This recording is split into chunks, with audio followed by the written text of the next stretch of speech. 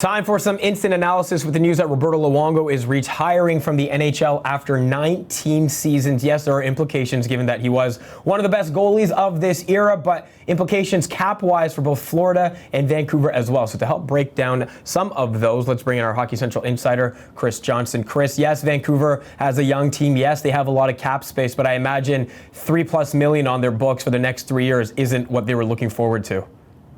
Well, preferably not. I mean, if you were in the Canucks shoes, you were hoping Roberto Luongo played out those final 3 years of his contract, just because every dollar counts in a cap system. And, you know, it's not as bad as it looks on paper. The charge itself is a little bit over $300,000, but they were also already paying $800,000 each of those years, which gets taken off the books. So to simplify it, it's essentially $2.2 million each of those 3 seasons that they wouldn't have been paying. That's basically equivalent to a player, a decent enough player.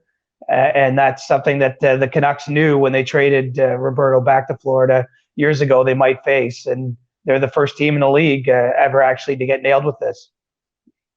Now for Florida, they had big plans and have big plans this offseason as well, at least if you believe reports. Sergei Bobrovsky or Artemi Panarin reportedly, taking meetings there with desires to sign there, or Florida at least with desires to sign them. They get hit with a cap hit of over $1 million, which is probably a little better than if Roberto Luongo went on the long-term IR, isn't it?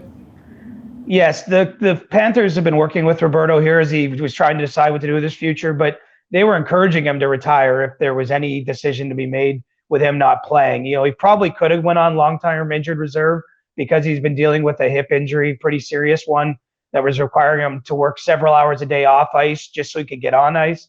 But in this case, it actually benefits Florida to essentially open up about $3.5 million per season in extra cap space. So as we look to July 1st for this year, they have about $24 million to play with, and they want to play with it all. I mean, Dale Talon has been very clear that he hopes to spend to the cap next season.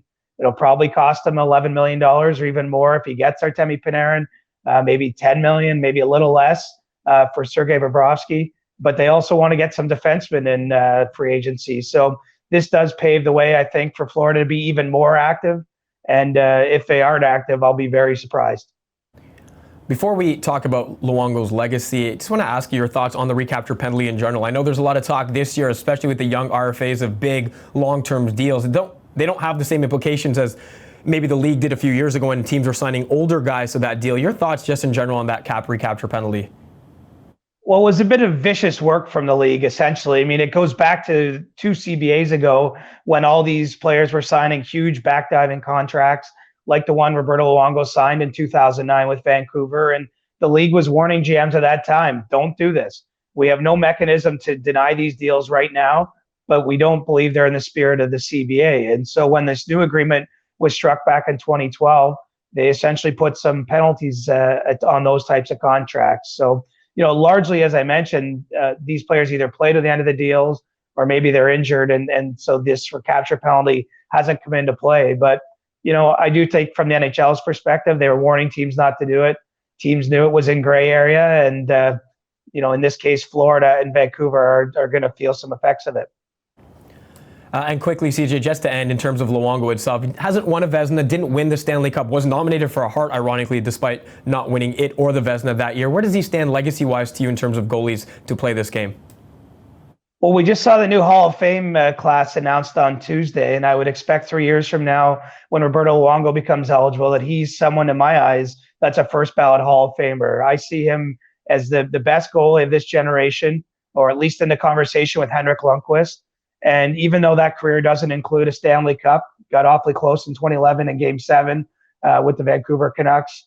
But when you look at someone who's played 1,000 games in goal, one of only 3 guys to do that, the best goaltender in 2 franchises history across this league, and someone who's top 10 all time in save percentage, I think that he's got a very strong case for Hall of Fame consideration and really will go down as one of the best of the 90s and 2000s.